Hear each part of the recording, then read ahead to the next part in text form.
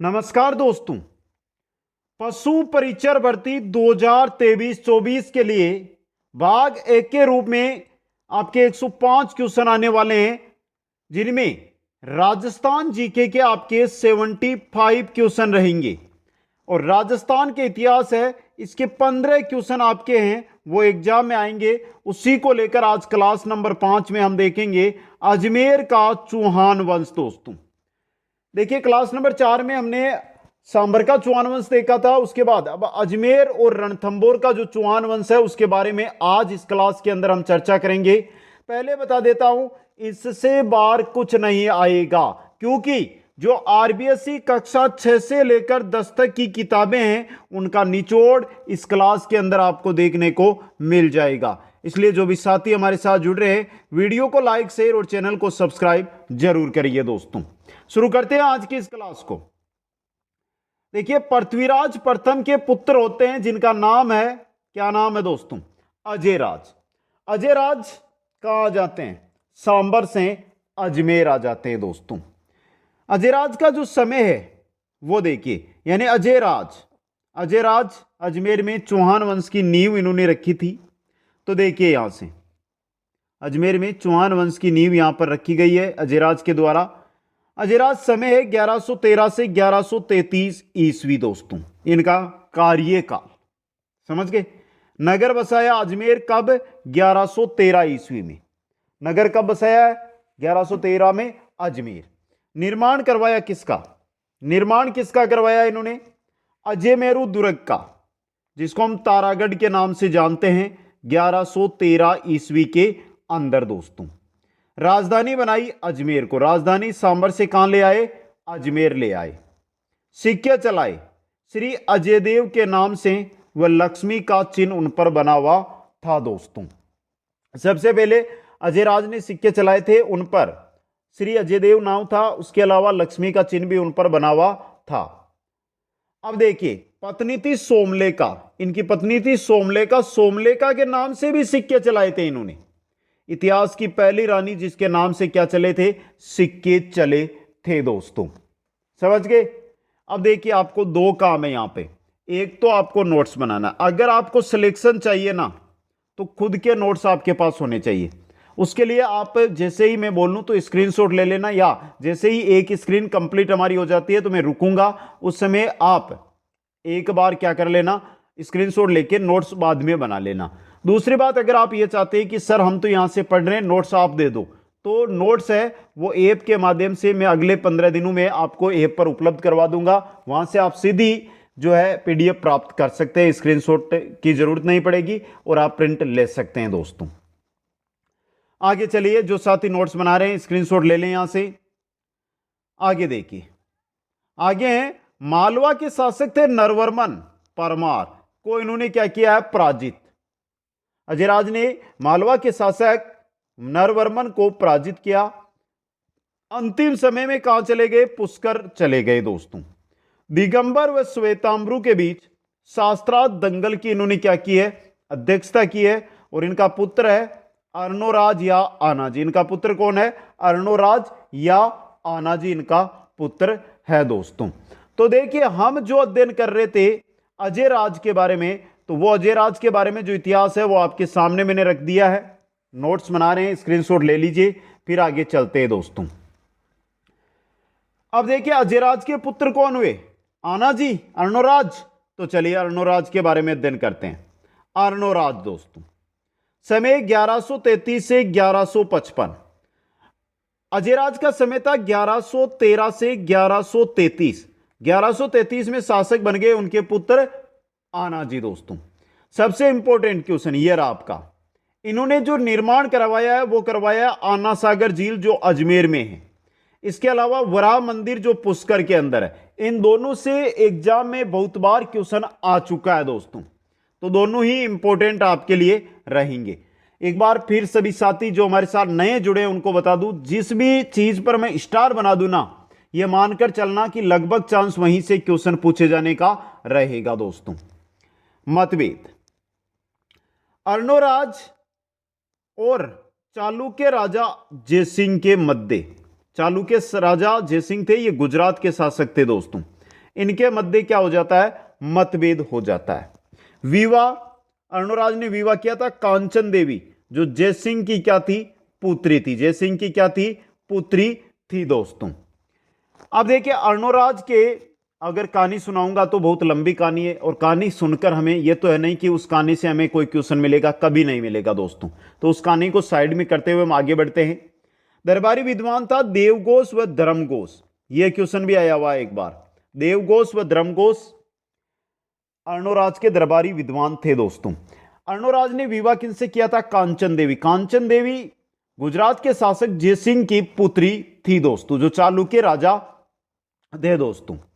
कुमारपाल गुजरात के शासक, उनके साथ इनका क्या रहा, संघर्ष रहा। कुमारपाल जो गुजरात के शासक है, उनके साथ इनका संघर्ष रहा दोस्तों। तो यहां पर जो इंपॉर्टेंट है स्टार बने हुए हैं, वो आपके लिए इंपॉर्टेंट बन सकते हैं। तो एक बार स्क्रीनशॉट ले लीजिए, फिर अर्णोराज जी के बारे में आगे अध्ययन हम करते हैं दोस्तों। आगे चलिए, अर्णोराज। अब देखिए, पुत्र एक तो जगदेव, दूसरा विग्रहराज चतुर्थ, तीसरा अपार गंगे और चौथा सोमेश्वर। अब देखिए, चार पुत्र जगदेव, विग्रहराज चतुर्थ, अपार गंगे व सोमेश्वर। समझ गए। अब देखिए नोट, जगदेव ने अपने पिता अर्णोराज की हत्या कर दी थी। कब, 1155 के अंदर। जगदेव जो सबसे बड़ा पुत्र था, उसने क्या कर दिया है, अपने पिता अर्णोराज की हत्या कर दी है 1155 के अंदर दोस्तों। अब देखिए, जगदेव शासक बन गया, जो चुआनू का क्या कहलाता है, पितृहंता। चुआनू का पितृहंता कौन है, जगदेव, जो अर्णोराज का पुत्र था। अर्णोराज की उसने हत्या की थी दोस्तों। शासक कब से कब तक बना, 1155 से 1158। उसके बाद बगावत हुई और अगला शासक बन जाएगा आपका विग्रहराज चतुर्थ, बिसलदेव। तो ले लीजिए स्क्रीनशॉट, आगे चलते हैं। अर्णोराज की जो हत्या की गई है वो 1155 में की गई है। ये भी इंपॉर्टेंट जानकारी, इंपॉर्टेंट है आपके लिए, तो इसको भी रखना है। आगे चलिए दोस्तों, आगे है विग्रहराज चतुर्थ दोस्तों। अब देखिए यहां से समय 1158 से लेकर 1163 तक। अन्य नाम बिसलदेव, उपाधि कवि बांधव। किसने दी, जयानक ने। क्वेश्चन बन सकता है, अभी बता रहा हूं। कवि बांधव की उपाधि विग्रहराज चतुर्थ को जो दी थी, वो जयानक ने दी थी दोस्तों। किसने दी थी, जयानक ने। काल चुआनू का स्वर्ण काल, विग्रहराज चतुर्थ का काल चुआनू का स्वर्ण काल कहलाता है दोस्तों।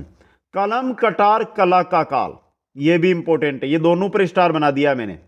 तो चुआनू का स्वर्ण काल या चुआनू में किसका काल कलम कटार कला का काल कहलाता है।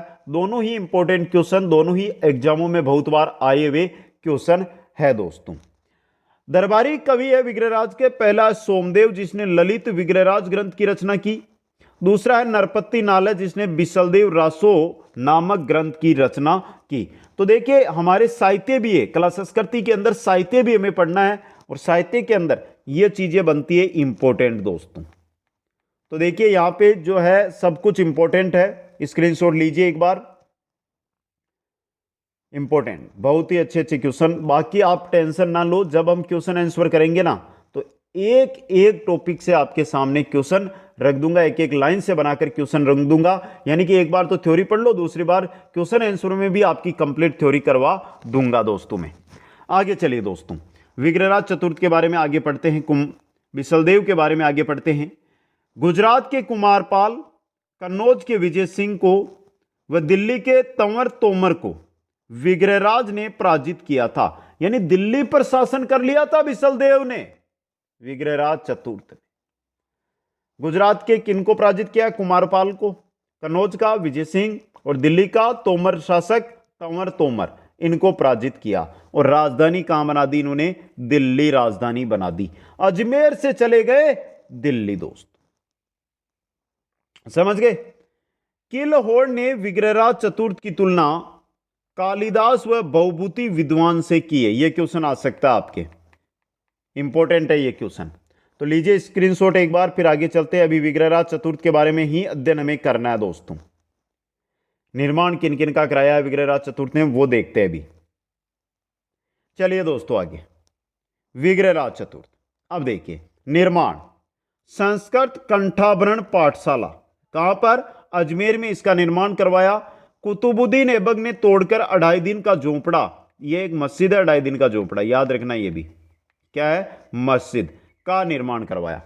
संस्कृत पाठशाला या संस्कृत कंठाभरण पाठशाला का निर्माण विग्रहराज चतुर्थ मतलब बिसलदेव ने करवाया था अजमेर के अंदर। लेकिन कुतुबुद्दीन ऐबक आते हैं, उसको तोड़ते हैं और 2.5 दिन के झोंपड़े का निर्माण उस पाठशाला की जगह कर देते हैं दोस्तों। समझ गए? अब देखिए 2.5 दिन का झोंपड़ा राजस्थान की प्रथम मस्जिद है। उर्स जो यहां पर लगता है उसको पंजाब शाह का उर्स कहते हैं और अन्य नाम है 16 खंभों का महल।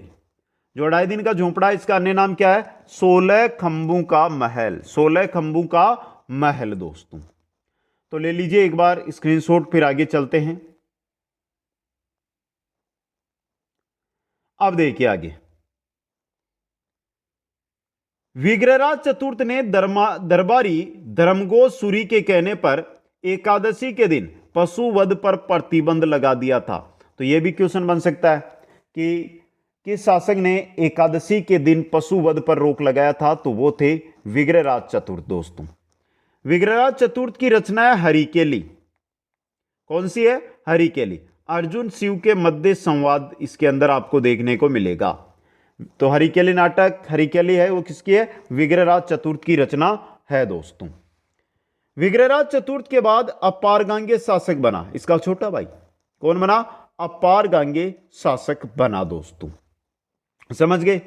अपारगांगे की हत्या पृथ्वीराज द्वितीय ने की, वह स्वयं शासक बना। अपारगांगे की हत्या कर दी है किसने? पृथ्वीराज द्वितीय ने। अब पृथ्वीराज द्वितीय शासक बनता है, लेकिन वो क्या है? निसंतान है दोस्तों। तो पृथ्वीराज द्वितीय निसंतान, इस वजह से उसका चाचा था सोमेश्वर, वो क्या बन जाता है? अगला शासक बन जाता है। तो विग्रहराज चतुर्थ के बाद कौन बना? अपारगांगे। अपारगांगे के बाद बना पृथ्वीराज द्वितीय। पृथ्वीराज द्वितीय इनके चाचा थे सोमेश्वर, जो अगले शासक अब बनेंगे दोस्तों। आ गया समझ में? तो स्क्रीनशॉट ले लीजिए, आगे चलते हैं फिर सोमेश्वर चौहान की ओर। ज्यादातर जो अजमेर के चौहान हम पढ़ते हैं, क्वेश्चन बनते हैं, वो बनते हैं पृथ्वीराज तृतीय को लेकर, क्योंककि विस्तृत अध्ययन भी करना पड़ेगा आपको। आगे नेक्स्ट हमारे शासक सोमेश्वर चौहान दोस्तों। समय 1169 से 1177 ईस्वी तक। पिता अर्णोराज। पिता कौन है? अर्णोराज है दोस्तों। अजय राज के पुत्र अर्णोराज और अर्णोराज के पुत्र सोमेश्वर। माता का नाम है कांचन देवी। विवाह इनका हुआ था कर्पूरी देवी। दिल्ली के अनंगपाल तोमर की पुत्री थी कर्पूरी देवी। उनके साथ सोमेश्वर चौहान का विवाह हुआ था दोस्तों। समझ गए? प्रधानमंत्री किनको बनाया? केमास या कदमवास, ये इनके प्रधानमंत्री थे। तो यहां से जो क्वेश्चन बनता है वो कर्पूरी देवी को लेकर बनता है कि कर्पूरी देवी किनकी पुत्री थी, किनकी पत्नी थी, किनकी रानी थी, ये क्वेश्चन बन सकता है। या सोमेश्वर चौहान के प्रधानमंत्री कौन थे, तो इसको लेकर क्वेश्चन बन सकता है। ये दो इंपॉर्टेंट है दोस्तों। ये थे सोमेश्वर चौहान आपके। आगे चलिए, नेक्स्ट में हमारे आते हैं पृथ्वीराज तृतीय। इसके बाद हम चलेंगे रणथंभौर की ओर। पृथ्वीराज तृतीय हैं, इनके बाद रणथंभौर की ओर चलेंगे, क्योंकि पृथ्वीराज तृतीय का पुत्र गोविंदराज वो चला जाएगा रणथंभौर। आगे देखिए, पढ़िए दोस्तों। पृथ्वीराज तृतीय 1177 से लेकर 1192 ईस्वी तक ये शासक रहे। जन्म 1166 ईस्वी में हुआ था अहिल पाटन गुजरात में। तो 1166 से 1177 मात्र 11 साल की उम्र में ये शासक बने थे। पिता थे सोमेश्वर, माता थी कर्पूरी देवी, और 11 वर्ष की आयु में क्या बन गए हैं? शासक। जो मैंने यहां पर बताया था आपको, 11 वर्ष की न्यूनतम आयु के अंदर ये शासक बन गए दोस्तों। तो इन 11 वर्ष में एक बच्चा क्या शासन चलाएगा? तो संरक्षिका कौन बनी? मां बनी, जिनका नाम है कर्पूरी देवी दोस्तों। पृथ्वीराज तृतीय की उपाधियों को लेकर बहुत बार एग्जामों में क्वेश्चन आया और आपके भी आ सकता है। तो देखिए उपाधियां, पहली है दलपुंगल यानी विश्व विजेता, दूसरी है राय फितोरा, और तीसरी है गार्जिस्पति यानी अचूक निशानेबाज। अचूक निशानेबाज थे पृथ्वीराज तृतीय दोस्तों। पृथ्वीराज चौहान तृतीय दोस्तों। तो यहां पर देख लीजिए आराम से, एक एक जानकारी आपके लिए इंपॉर्टेंट रहेगी, एक एक जानकारी से ही क्वेश्चन बन सकता है आपके लिए। जन्म 1166, पिता सोमेश्वर, माता कर्पूरी देवी, 11 वर्ष की आयु में शासक बने शरक्षिका, इनकी मां बनी कर्पूरी देवी। उपाधियों में दलपुंगल जिसको विश्व विजेता कहते हैं, राय पितोरा और गार्जिसपति यानी अचूक निशानेबाज। जन्म जो हुआ था वो अहिल पाटन गुजरात के अंदर इनका जन्म है वो हुआ था। स्क्रीनशॉट ले लीजिए, फिर आगे चलते हैं। आगे चलिए, अब देखिए पृथ्वीराज तृतीय के प्रधानमंत्री केमास यानी कदमवास जो इनके पिता के थे वो के वही। सेनापति कौन थे? भुवनमल। सेनापति कौन थे? भुवनमल थे दोस्तों। पृथ्वीराज चौहान तृतीय के अभियान कौन कौन से अभियान? पहला है गुड़गांव अभियान 1178 ईस्वी में। नागार्जुन वर्सेज पृथ्वीराज तृतीय, विजय कौन रहे? पृथ्वीराज तृतीय। तो पृथ्वीराज चौहान का प्रथम जो अभियान था वो था गुड़गांव का युद्ध, गुड़गांव अभियान या गुड़गांव का युद्ध। नागार्जुन वर्सेज पृथ्वीराज चौहान के तृतीय के मध्य युद्ध होता है और जीतते कौन है? पृथ्वीराज तृतीय दोस्तों 1178 में। इसके बाद इन्होंने बंडानकू का दमन किया 1182 में। बंडानक सतलज प्रदेश की एक जाति थी जो काफी हावी हो गई थी, उनका दमन पृथ्वीराज तृतीय ने किया दोस्तों। तो गुड़गांव का युद्ध, बंडानकू का दमन, दो तो हो गए यहां से। अगला देखिए, अगला इनका महोबा का युद्ध है 1182 में। फिर तुमुल का युद्ध है 1182 में। तुमुल का युद्ध ये इंपॉर्टेंट है, परमर्दी देव चंदेल व पृथ्वीराज के मध्य होता है जिसमें पृथ्वीराज विजय रहते हैं। परमार्दी देव के सेनापति थे आलाउदल जो इस युद्ध में करते हैं वीरगति को प्राप्त। इसको लेकर क्वेश्चन एग्जाम के अंदर बन सकता है, स्टार बना देता हूं मैं यहां पे। समझ गए आप? महोबा विजय या तुमुल विजय को लेकर क्वेश्चन है, दोनों से बन सकते हैं। इनका ये युद्ध कब हुआ था, किन किन के मध्य हुआ था, या आला व उदल किस युद्ध में वीरगति को प्राप्त होते हैं? तो तुमुल का युद्ध होता है उसमें वीरगति को प्राप्त होते हैं दोस्तों। देखिए स्क्रीनशॉट जैसे ही एक बार इस चीज को हम पढ़ लेते हैं तुरंत स्क्रीनशॉट ले लिया करो जिससे समय खराब ना हो। आगे चलते हैं। नेक्स्ट पृथ्वीराज के अगला संघर्ष है वह है चौहान चालुक्य के मध्य संघर्ष। पृथ्वीराज चौहान व भीमदेव द्वितीय जो चालुक्य शासक गुजरात के थे, इनके मध्य संघर्ष होता है। विवाह, विवाद क्या होता है? इच्छिनी देवी से विवाह को लेकर। आबू की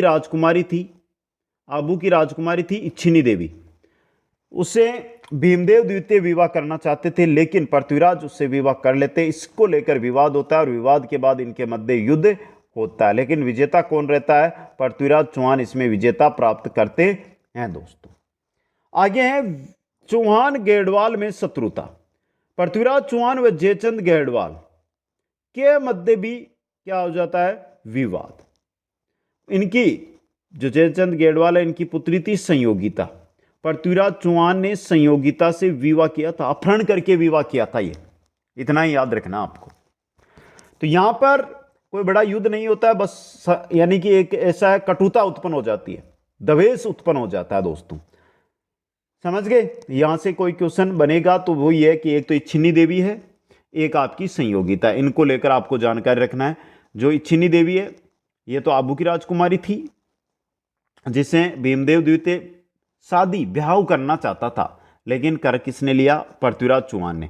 दूसरा संयोगिता है जिसका अपहरण करके पृथ्वीराज चौहान ने विवाह किया था दोस्तों। आगे चलिए दोस्तों, अब आता है जो मुख्य चीज है पढ़ने वाली पृथ्वीराज तृतीय के बारे में, वो रही पृथ्वीराज वर्सेज गौरी के मध्य संघर्ष। तो पहला है आपका त्राइन का प्रथम युद्ध, कहां? करनाल हरियाणा में। कब? 1191 ईस्वी में। तबर हिंद पर गौरी का कब्जा। इसके बाद पहले क्या था? तबर हिंद पर गौरी का कब्जा जो बठिंडा पंजाब में पड़ता है दोस्तों। पृथ्वीराज तृतीय वर्सेज गौरी युद्ध होता है। गोविंद राय दिल्ली ने गौरी के दांत तोड़ दिए। गोविंद राय दिल्ली के शासक थे और ये किसकी तरफ थे? पृथ्वीराज तृतीय के तरफ थे दोस्तों। इनके मध्य त्राइन के स्थान पर युद्ध होता है। युद्ध के अंदर जो पृथ्वीराज तृतीय है प्रथम युद्ध में विजेता प्राप्त करते हैं, लेकिन जो गोविंद राय है ना दिल्ली के शासक, इन्होंने क्या किया था? जो गौरी है ना इसके दांत खट्टे कर दिए और दांत तोड़ भी दिए थे, दांत तोड़ भी दिए थे दोस्तों। यह है त्राइन का प्रथम युद्ध जो आपके सामने आपकी स्क्रीन पर दिखाई दे रहा है। वेरी इंपॉर्टेंट युद्ध है, स्टार बना रहा हूं यहां पे। तो यह बात है कि गोरी को एक बार तो हरा दिया, आपने दांत तो तोड़ दिया, लेकिन वो भी शांत बैठने वाला नहीं था।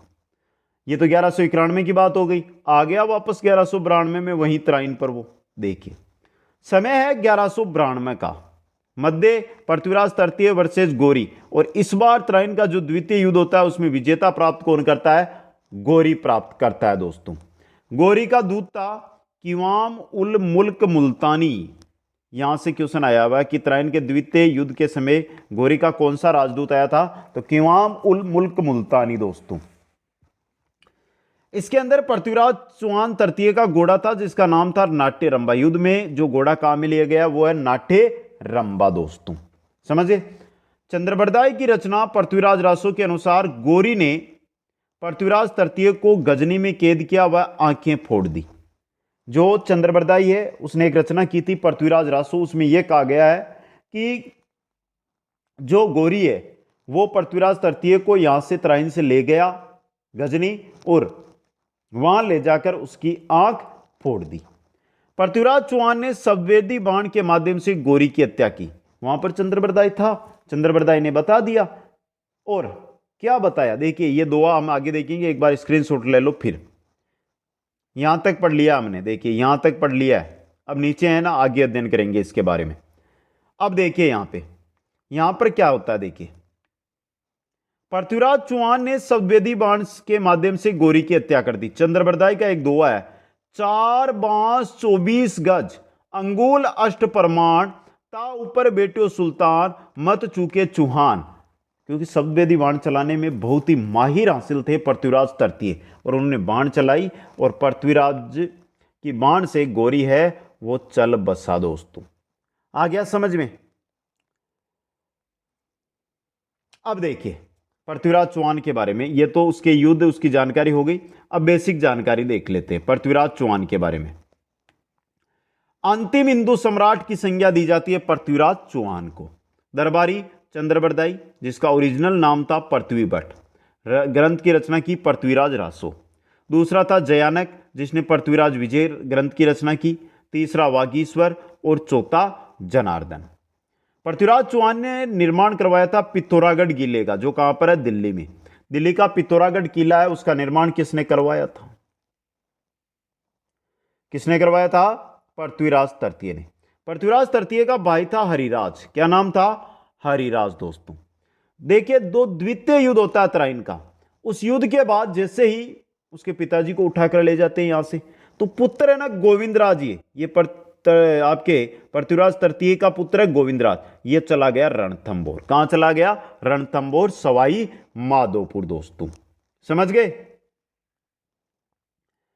स्क्रीनशॉट ले लीजिए, एक लाइन और बची है अभी, उसको देख लेते हैं पहले। अब देखिए यहां पे पृथ्वीराज चौहान के समय गोरी के साथ ख्वाजा मोइनुद्दीन चिश्ती अजमेर आए थे। तो यह क्वेश्चन भी आ सकता है कि ख्वाजा मोइनुद्दीन चिश्ती किसके शासनकाल में या किसके साथ अजमेर आए थे। तो ये दो क्वेश्चन यहां से आपके तैयार हो रहे हैं। पृथ्वीराज तृतीय का पुत्र कौन है? गोविंदराज। कहां चला गया इसके बाद? रणथंबोर चला गया। मतलब अब हमें कहां चलना है? रणथंबोर। इतनी देर हमने अजमेर घूम लिया दोस्तों। आ गया समझ में? यह था अजमेर में चौहान राजवंश। अब चलते हैं हम आगे, स्क्रीनशॉट ले लिया तो रणथंबोर के चौहानों की ओर। रणथंबोर कहां पर है? सवाई माधोपुर में। चौहान वंश की स्थापना 1194 में। चौहान वंश के संस्थापक गोविंदराज। त्राइन का द्वितीय युद्ध कब होता है? 1192 में, 1192 ईस्वी में।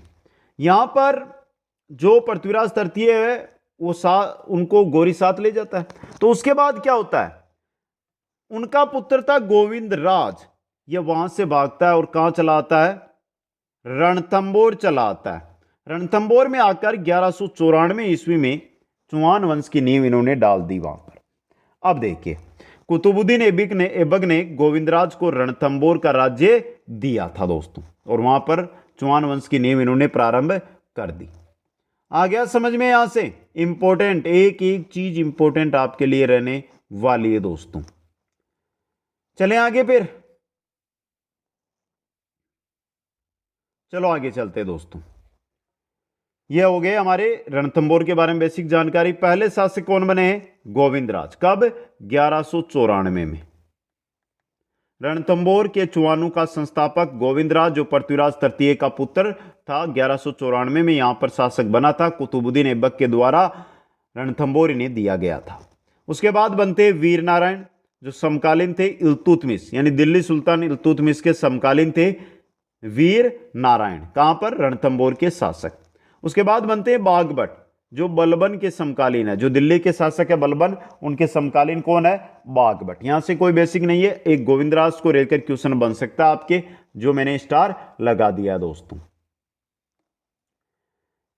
चलें आगे फिर। अब शासक बनते हैं जो बागभट है, उनके बाद जेतर सिंह। वेरी इंपॉर्टेंट, जेतर सिंह को लेकर जो क्वेश्चन बनेगा वो देख लीजिए।